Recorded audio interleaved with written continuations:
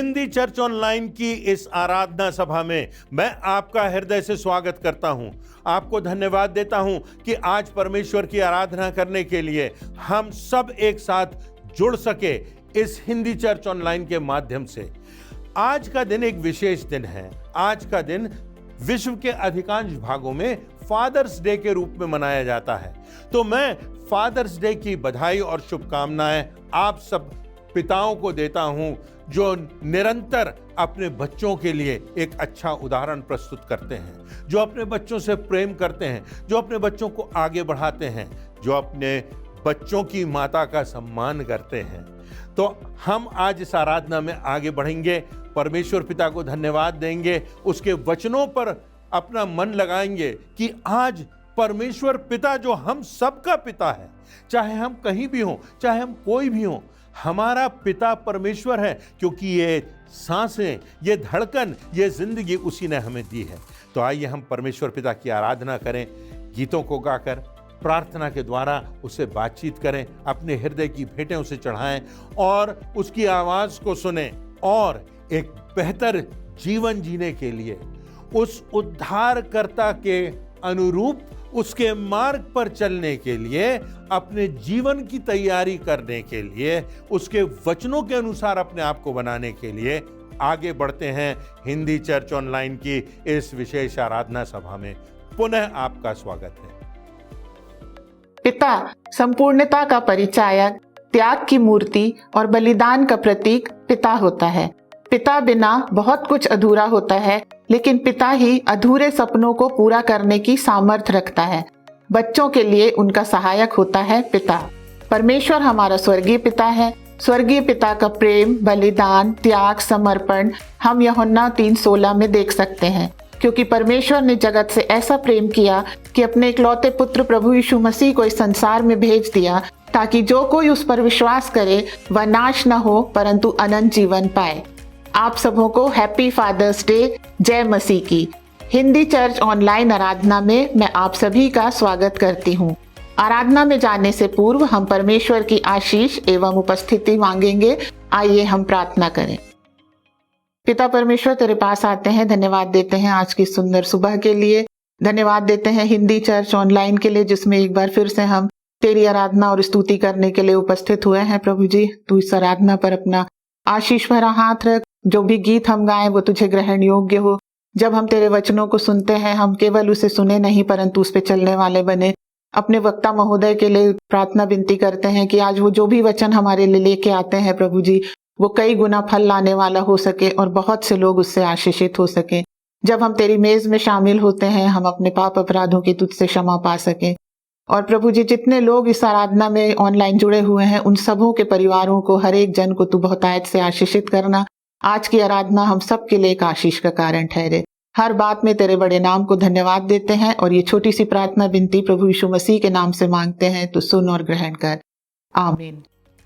यहोवा के लिए एक नया गीत गाओ, क्योंकि उसने आश्चर्य कर्म किए हैं। उसके दाहिने हाथ और पवित्र भुजा ने उसके लिए उद्धार किया है। यहोवा ने अपना किया हुआ उद्धार प्रकाशित किया। उसने अन्य जातियों की दृष्टि में अपना धर्म प्रकट किया है। हमारा परमेश्वर महिमा और स्तुति के योग्य है। बड़े उत्साह के साथ परमेश्वर के आदर और महिमा में हम कुछ गीत और कोरस गाएंगे।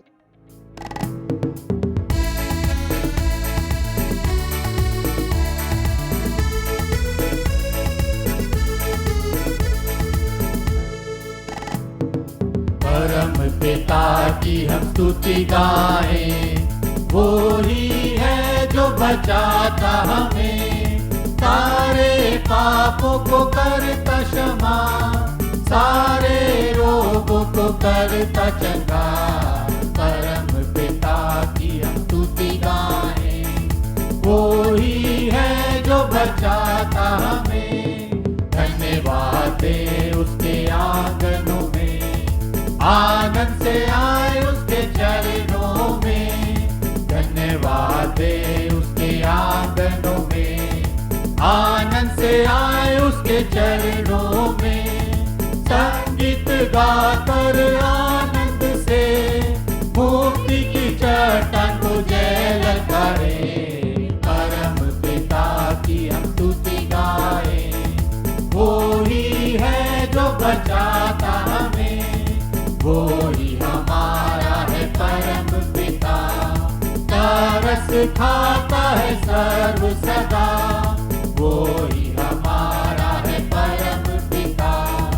तरस खाता है सर्व सदा, पूरब से पश्चिम है जितनी दूर, उतनी ही दूर के हमारे गुनाह।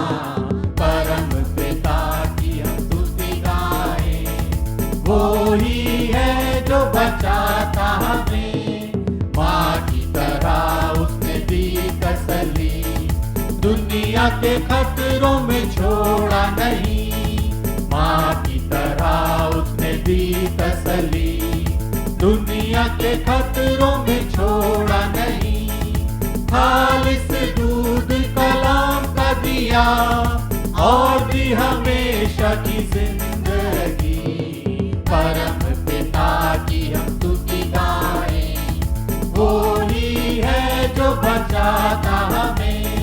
चरवाहे की मानिंद ढूंढा उसने, पापों की कीट से निकाला हमें। चरवाहे की मानिंद ढूंढा उसने, पापों की कीट से निकाला हमें। हमको बचाने को जान अपनी दी, ताकि साथ में हम उसके रहें। परम पिता की हम स्तुति गाएं, वो ही है जो बचाता हमें।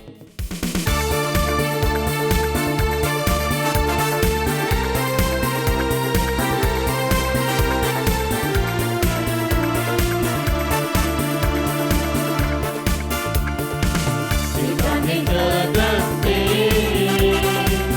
ऐसा प्रेम किया, पिता ने जगत से ऐसा प्रेम किया, कि उसने अपना बेटा हमको दिया, कि उसने अपना बेटा हमको दिया। पिता ने जगत से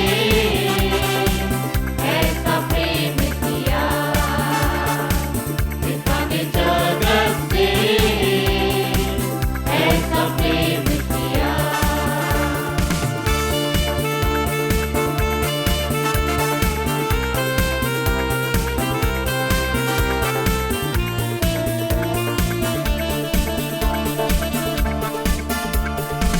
जो कोई विश्वास लाए मेरे मसीहा पर, वो कभी भी नाश ना हो यीशु के पास आकर। जो कोई विश्वास लाए मेरे मसीहा पर, वो कभी भी नाश ना हो यीशु के पास आकर। इस जहां के भाई उसको जीवन अनंत दिया, इस जहां के भाई उसको जीवन अनंत दिया। पिता ने जगत से ऐसा प्रेम किया, पिता ने जगत से ऐसा प्रेम किया, कि उसने अपना बेटा हमको दिया, कि उसने अपना बेटा हमको दिया। पिता ने जगत से ऐसा प्रेम किया, पिता ने जगत से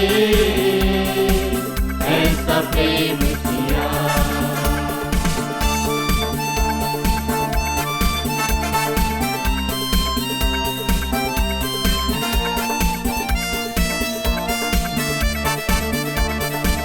इस जहां के रास्तों में ना मिली मंजिल, जो कभी संग संग चले थे तोड़ा उन्हीं ने दिल। इस जहां के रास्तों में ना मिली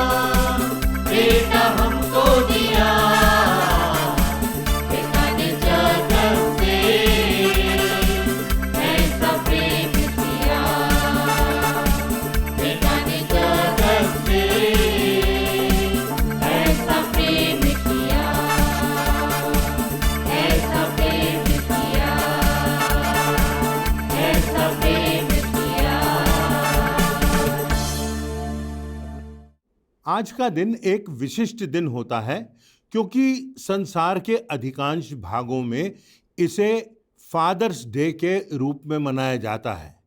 पिता का सम्मान किया जाता है।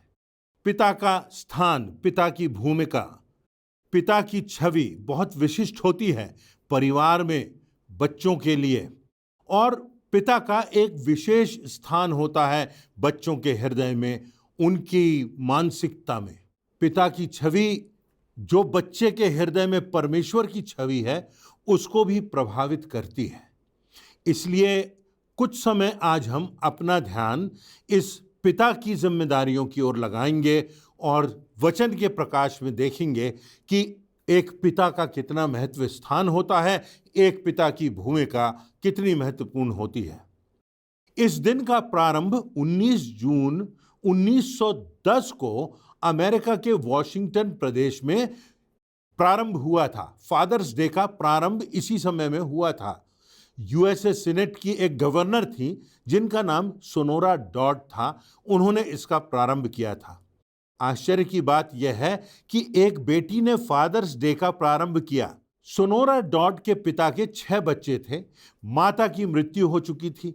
अकेले पिता ने 6 बच्चों का पालन पोषण किया और अपने कर्तव्यों का निर्वहन किया।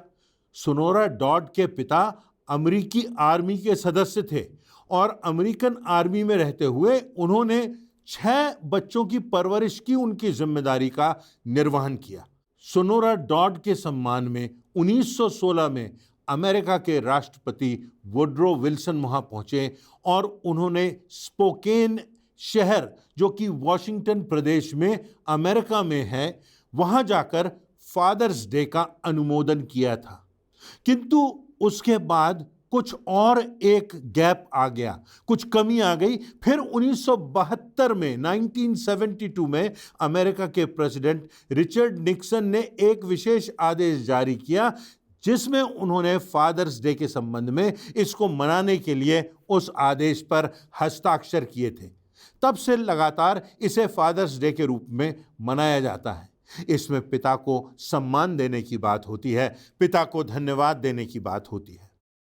बाइबल में लूका रचित सुसमाचार के 15वें अध्याय की 11वीं से 32वीं आयतों में एक दृष्टांत है जिसे उड़ाऊ पुत्र की कहानी कहा जाता है, प्रोडिगल सन। हर कोई अपने पिता के विषय में बहुत सी अच्छी और आदर्शों की बात कह सकता है, परंतु हर एक पिता के जीवन में बहुत सी नकारात्मक बातें भी होती हैं जिनका एहसास कभी बच्चों को भी होता है। जो दिल में तो आती हैं भावनाएं और बातें पिता के प्रति, पर होठों तक नहीं आती। हर एक बेटे और बेटी के जीवन में यह सच है कि पिता के विषय में कुछ ना कुछ नकारात्मक बातें बच्चों को तो मालूम होती हैं। हम बहुत अच्छे बन जाएं, बड़ी बड़ी डिग्रियां प्राप्त कर लें, बड़े बड़े वाहनों में घूमें, बड़ा अच्छा संदेश दें, बड़ी अच्छी शिक्षा दें, हमारी पत्नी और बच्चे जानते हैं कि वास्तव में हम कैसे हैं, हमारा हृदय कैसा है। संसार के पिता इम्परफेक्ट हैं, जो सिद्ध नहीं होते। पति हैं जो सिद्ध नहीं होते।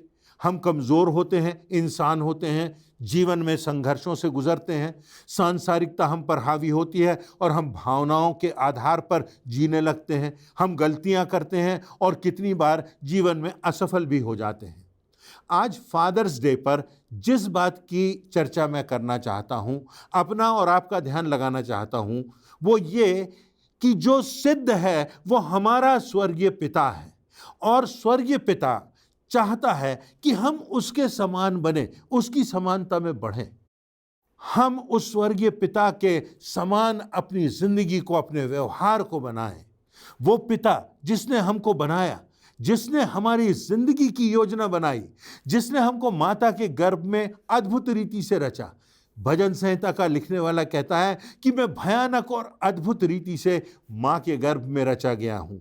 वो पिता जो हमें संसार में लाया, वो पिता जिसने हमको आगे बढ़ाया, वो पिता जो हम पर दयावान है, वो पिता जो हम पर अनुग्रह करता है, वो पिता जो हमको क्षमा करता है, वो पिता जो हमको चंगाई देता है, वो पिता जो हमें सहारा देता है।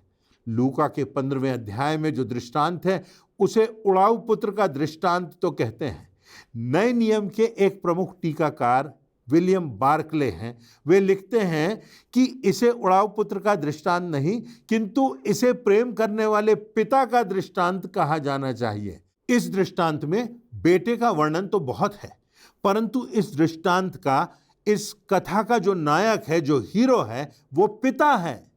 इस दृष्टांत का उद्देश्य पिता के प्रेम को चित्रित करना है, पिता के प्रेम भरे हृदय को प्रकट करना है, और यह कि किस प्रकार पिता अधर्मियों, अन्यायियों और हर प्रकार के पापियों से प्यार करता है, और उसका आमंत्रण आज भी हर एक को बराबरी से उपलब्ध है। उसका प्रेम हर एक को बराबरी से उपलब्ध है। वो बाहें पसारे हमारी प्रतीक्षा करता है। इस दृष्टांत का उद्देश्य पिता के प्रेम को प्रकट करना है।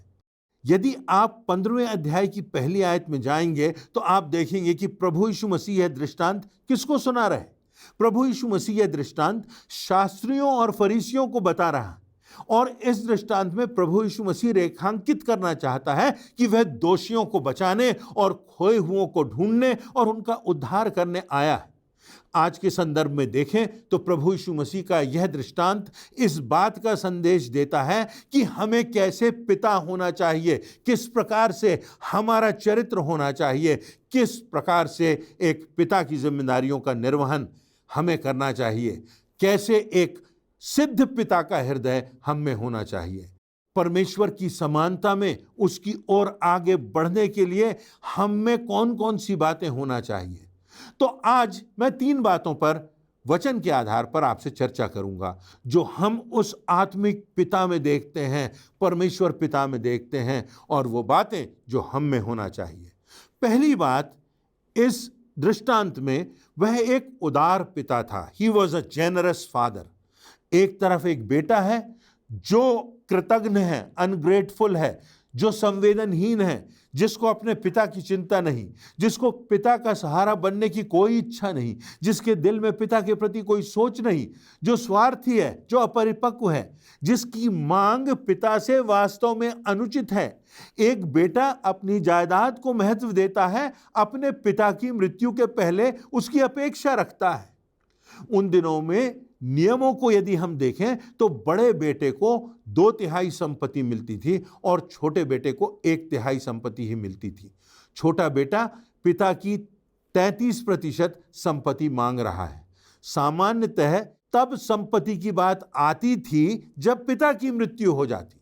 पिता की वसीयत होती है, और वसीयत की सीमा प्रारंभ होती है कब? जब पिता की मृत्यु हो जाती है। मृत्यु के समय सीमा होने के पहले वह पुत्र अपना हक मांगता है, जो वास्तव में उसका हक नहीं है, पर वो मांग रहा है। और ऐसा लगता है जैसे मानो वो वर्षों से लगातार सोच रहा था कि ये बूढ़ा आदमी कब मृत्यु को प्राप्त होगा। मृत्यु की प्रतीक्षा करते करते उसकी सहनशीलता की सीमाएं टूट चुकी हैं, और उसके बाद वो पिता से नाजायज मांग करता है। शायद हमें और आपको लगता है कि पिता को कहना चाहिए कि यहीं रहो, काम करो, मेहनत करो, समय के लिए ठहरो, मेरी देखभाल करो, और तब तुमको अंत में तुम्हारा भाग मिल जाएगा। परंतु प्रभु यीशु मसीह ने इस संसार के पिता जैसा आदर्श नहीं रखा। आत्मिक पिता, परमेश्वर पिता को उसने प्रदर्शित किया, जैसा कि इस दृष्टांत में वर्णन किया गया है कि पिता ने उस बेटे को जाने दिया, उस बेटे को स्वतंत्रता दी, उसके साथ उदारता का व्यवहार किया, उसको खुद अपनी गलतियों से सीख लेने की स्वीकृति प्रदान की। उसका बड़ा हृदय है, उसकी बड़ी सोच है, जिस बात की ओर मैं आपका ध्यान लगाना चाहता हूं। यह उदारता मात्र पैसे देने की बात नहीं है, मात्र धन संपत्ति देने की बात नहीं है।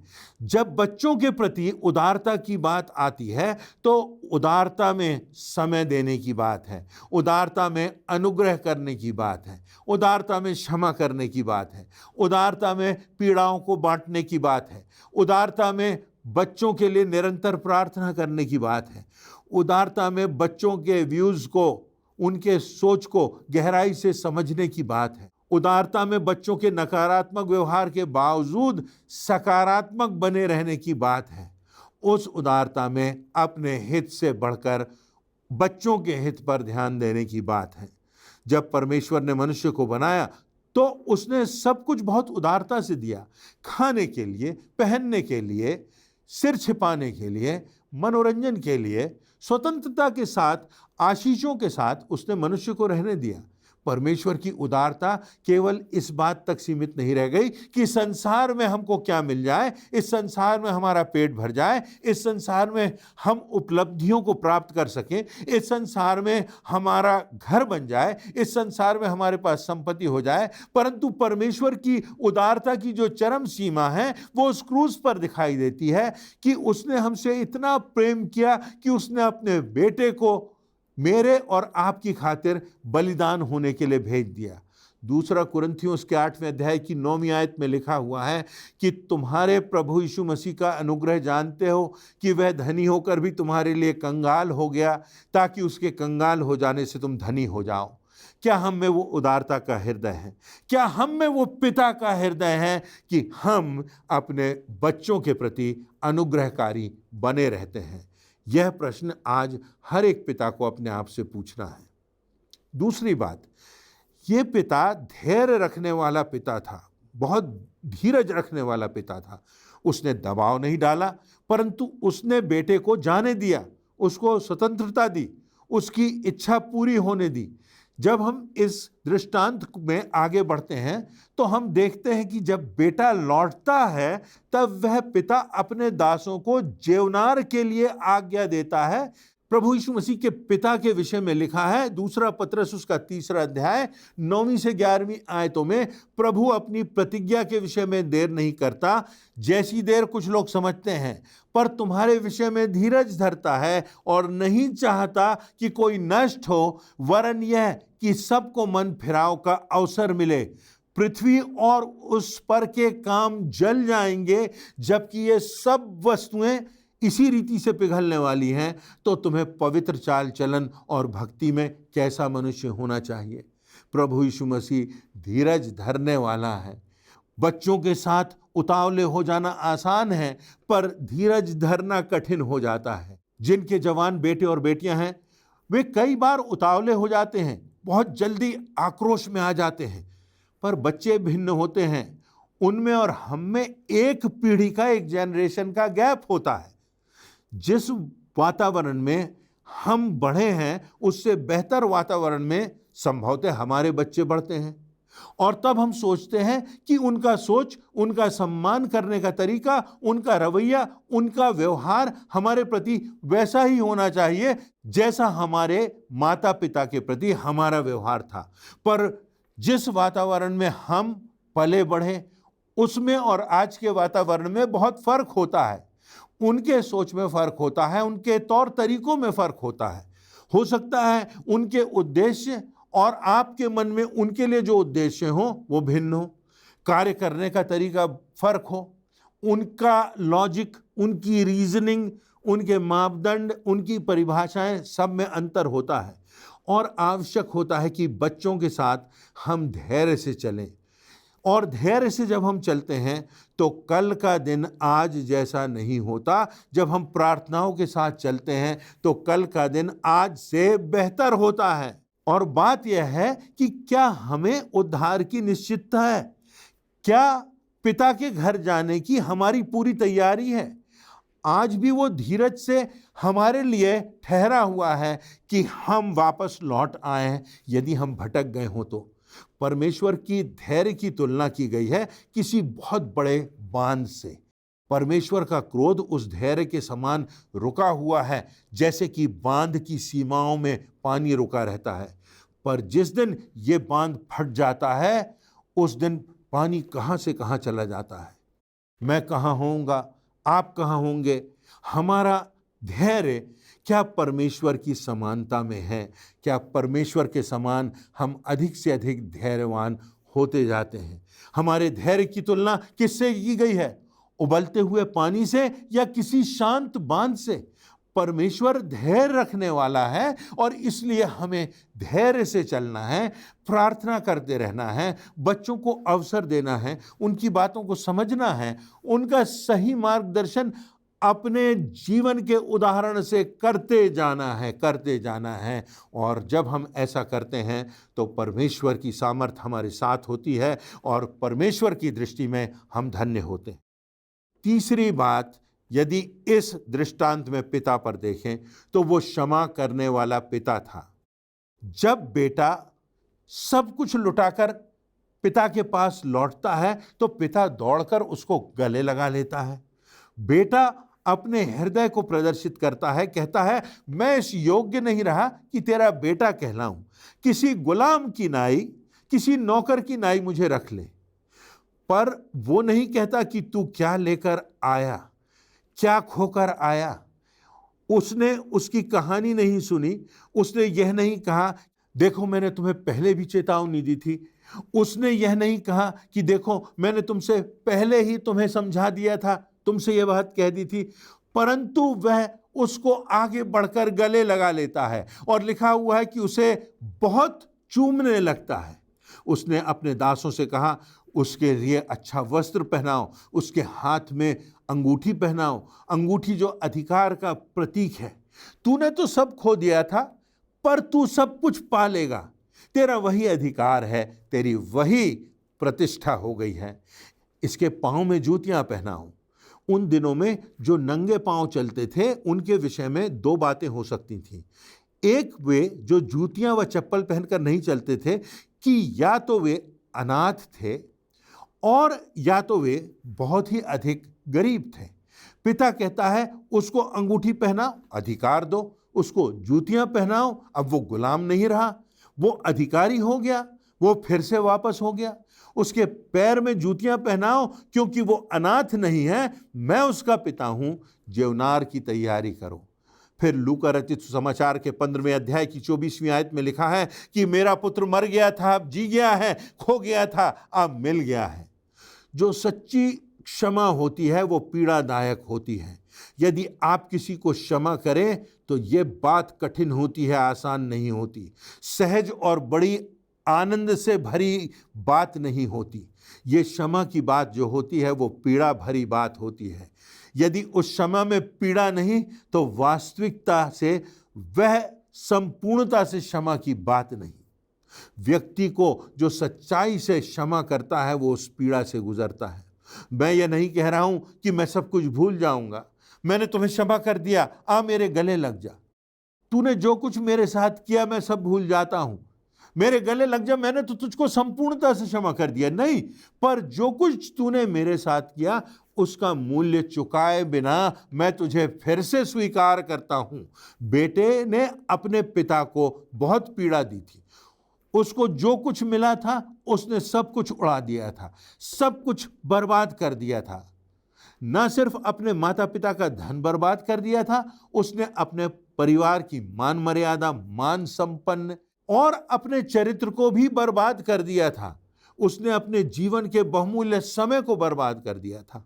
सब कुछ ध्वस्त हो जाने के बाद, सारी प्रतिष्ठा, मान सम्मान ध्वस्त करने के बाद, जब बेटा कंगाल होकर लौटा, धन के साथ गया था, कंगाल होकर के लौटा, संपन्नता के साथ गया था और सुअरों की समानता में होकर लौटा, गर्व से गया था और शर्मनाक स्थिति में लौटा। किंतु दूसरी ओर पिता है जो क्षमा करता है, जो दौड़ता है, जो अपने बेटे को गले लगाता है। सारी बाइबल में केवल एक स्थान है जहां परमेश्वर को दौड़ते हुए चित्रित किया गया है। उन दिनों में जो प्रतिष्ठित लोग होते थे उन्हें कभी दौड़ते हुए नहीं दिखाया जाता था। खासकर किसी सार्वजनिक स्थान पर कोई व्यक्ति दौड़ता नहीं था। पिता का दौड़कर आना, बेटे को गले लगाना और उसको चूमना अद्भुत बात है। जब हम लौटते हैं, अपने पापों को मानते हैं, तो परमेश्वर पापों को क्षमा करने के लिए मानो हमारी तरफ दौड़ा चला आता है। हमारे पापों को क्षमा करने के लिए पश्चातापी मन से जब हम टूटकर लौटते हैं तो वो हमसे कहता है, उदयाचल से अस्ताचल जितनी दूर है, पूरब से पश्चिम जितनी दूर है, उतनी ही दूर उसने हमारे पापों को हमसे कर दिया है। गहरे समुद्र में उसने हमारे पापों को दफन कर दिया है। जब हम टूटे और पश्चातापी हृदय से लौटते हैं तो हमारे पाप चाहे लाही रंग के क्यों ना हो, वह उन्हें हिम की नाई श्वेत कर देता है। परमेश्वर चाहता है हम जो माता पिता हैं, हमारे हृदय में ऐसी ही क्षमा की भावना हो। जब हम अपने बच्चों के लिए हमारे हृदय में ऐसी भावना रखते हैं तो परमेश्वर उसको आशीषित करता है। यदि हमारे हृदय में ऐसी भावना अपने बच्चों के लिए नहीं है तो दूसरों के लिए कहाँ से होगी।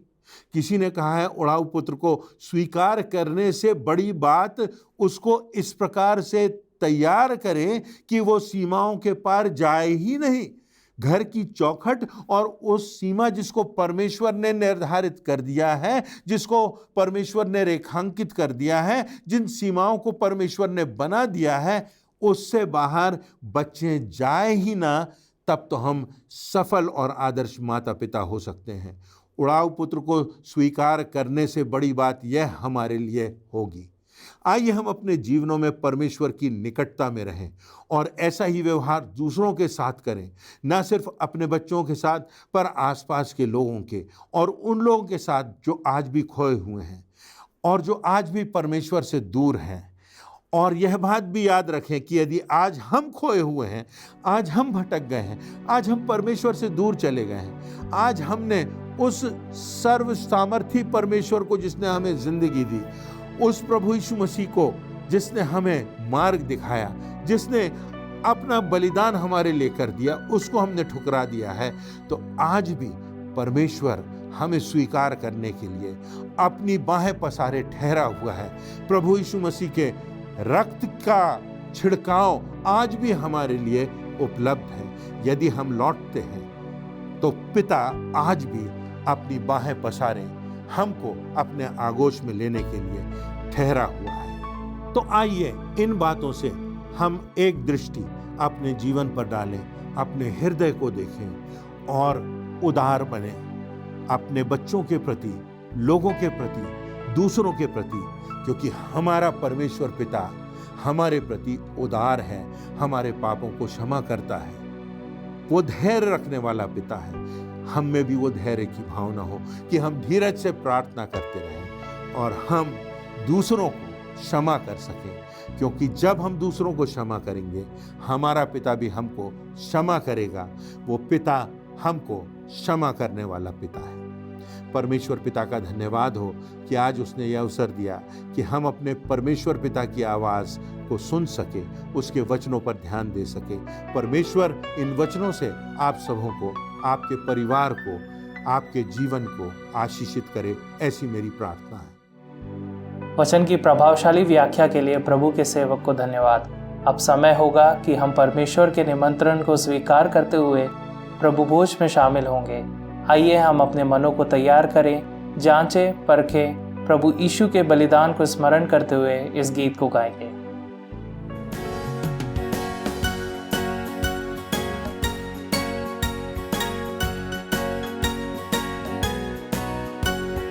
मेरे पाप क्या धोएगा प्रभु यीशु ख्रीस्त का लहू, मुझे शुद्ध क्या करेगा प्रभु यीशु ख्रीस्त का लहू। ओ कैसा सोता है, ओ उसके रक्त की जय, ना दूसरा है उपाय प्रभु यीशु ख्रीस्त का लहू। क्या दे सकता निर्मलता प्रभु यीशु ख्रीस्त का लहू। कारण क्या है क्षमा का प्रभु यीशु ख्रीस्त का लहू।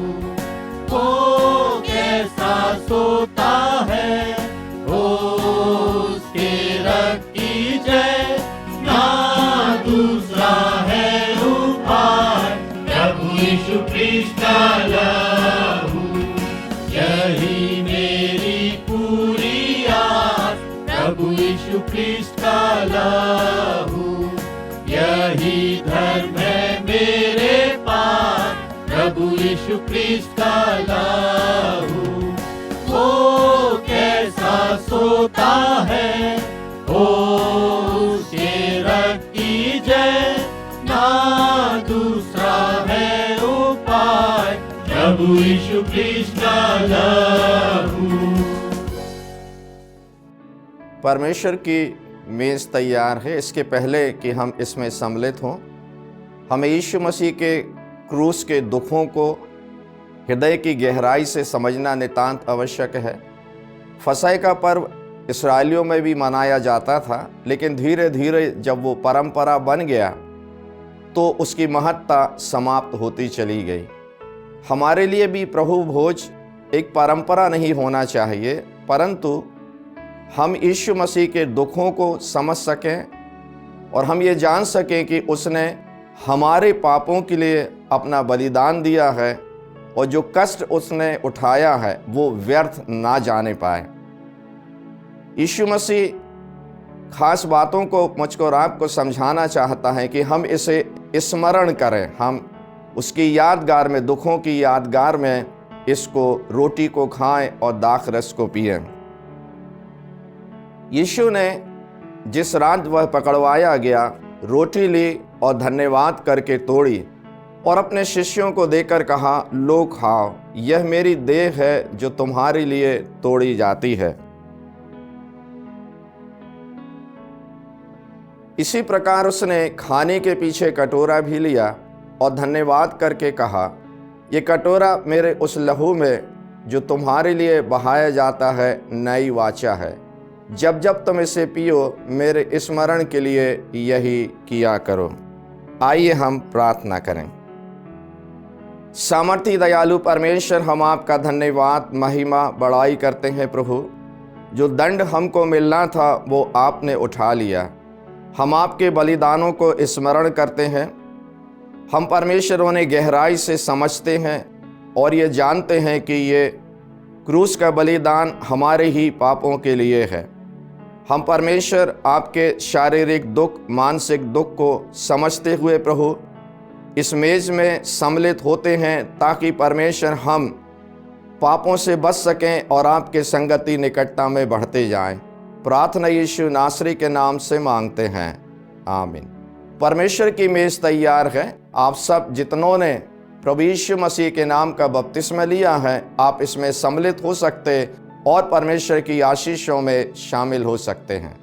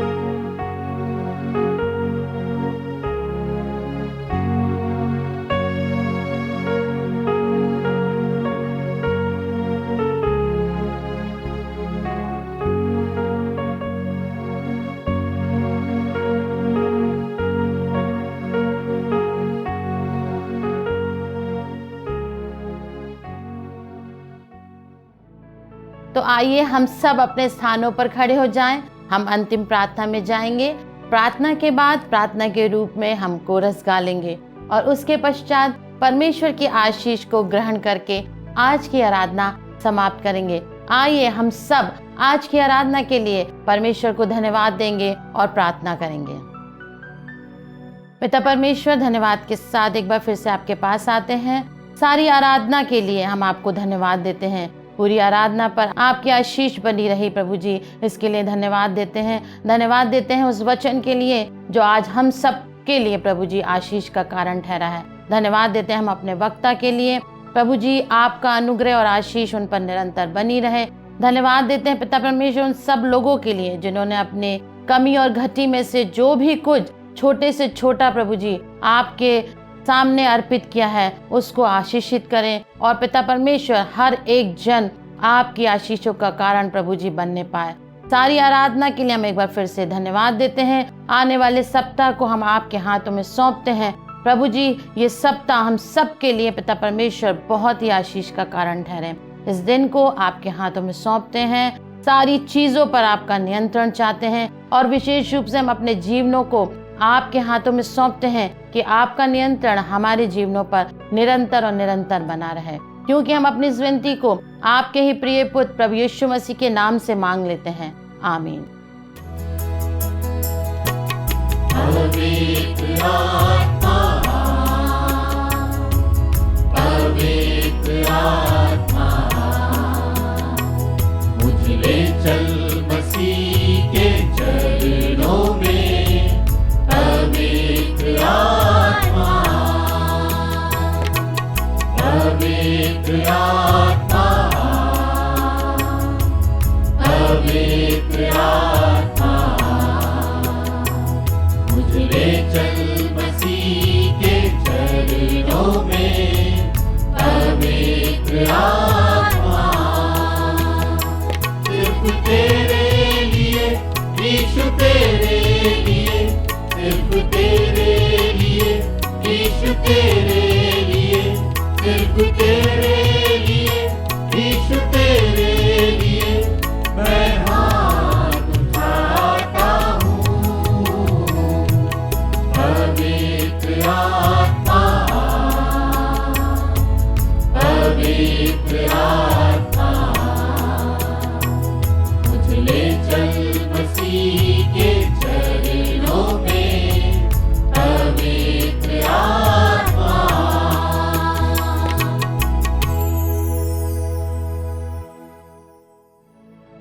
आइए हम परमेश्वर की आशीष विश्वासी हृदय के साथ ग्रहण करें। अब हमारे पिता परमेश्वर का प्रेम, प्रभु यीशु मसीह का अनुग्रह, पवित्र आत्मा की शांति और सहभागिता हमें से हर एक विश्वासी के साथ प्रभु यीशु मसीह के दूसरे आगमन तक होती रहे। आमीन।